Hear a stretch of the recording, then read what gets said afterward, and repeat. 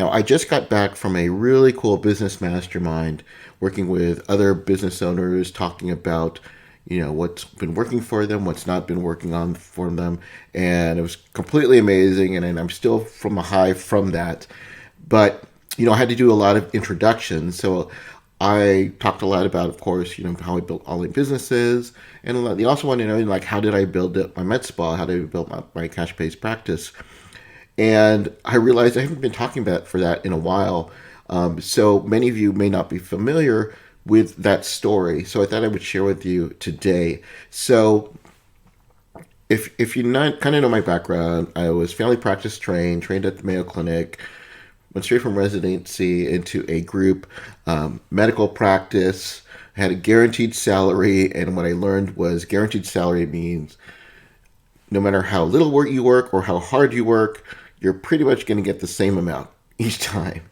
And I was kind of like the low man on the totem pole. I did everything for them, took extra call, took the holiday call when they needed it, and whatever they needed, an urgent care director, seeing more patients in nursing homes, I was doing it. In the meanwhile, I've always been entrepreneurial. I started a business during residency, and I continued to be involved in startups, on my free time whenever I had that. And eventually I started up a business from my laptop. It allowed me to actually retire from clinical practice after about 5 years working in that group practice.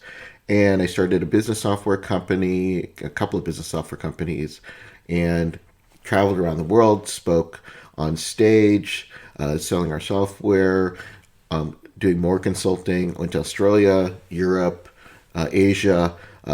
Great time, but my wife was saying, it had been. I thought you went to be an entrepreneur so you could spend more time with the family, but I was traveling.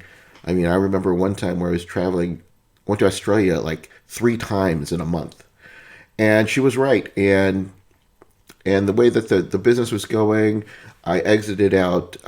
I sold my shares to my business partner and focused mainly on just doing consulting, and had been retired for quite a while. And I remember speaking to somebody who was consulting. It was a physician, and she told me that she had also been out of practice and was working on her business, but she got a letter from the state board telling her that if she doesn't start seeing patients, she could potentially lose her license. And if she didn't, the alternative would also have to be going to a quote retraining program, basically going back to medical school for another year, and she would have to she would have to pay for it. It would cost her $50,000 to do it. And just the thought of like, when she was talking about it, of course, I reflected on myself. I was like, oh man, I've been out of medicine for quite some time. The last thing I want to do is medical school, and last thing also I want to do is to pay for it. So I said, luckily I never got a letter like that, but besides working with some of my hypochondriac entrepreneurial friends, I really hadn't been practicing. Other than I had been doing like volunteer work, doing sports physicals at my son's school, things like that. But I'd been out, and I did not want to get a letter from the board saying that I had to, pay to go back to medical school. So I have this like junk email that I have where you probably have something like this. So I get all these like locum tenens requests, da da da da da da da. Like I hadn't been out, but I keep getting them, and then I was like, oh man, so what can I do? And then I like answered one that seemed like, it was like 4 to 6 weeks, and it was it was like a 2 hour drive away, and I said, okay, I'll be able to do this, and maybe you'll, just I won't have to get that letter. And I worked there, and it was funny. It was like, I was pretty transparent. It's like, I've been out for a bit, and then said, oh, you're approved. so they put me back on, and it was like, I'm like doing like primary care, and it was in an area where there's not a lot of doctors, and I guess it was run by a nurse practitioner, and she was on vacation, and I come back in and I see a line of patients when I'm walking in. It's kind of in a not so great neighborhood. And, don't get me wrong, but I joke that I was in locum tenens for like 30 minutes. And I was like, I can't do this again. And again, I've been out for some time. I've never had a boss. And it was like, you know, maybe I can do this. Maybe there's some other ways that I can practice medicine where I don't have to, do this again. Because I was pretty much sure that my primary care days were behind me, and I did it. I'm good at it, and I want to go on to something new. And I had a friend who was in Texas. She's a friend and former business partner who got involved in weight loss clinics. Not a physician, but she started a franchise of weight loss clinics in the Texas area, and she's always been bugging me. Hey, you need to do this. You need to do this.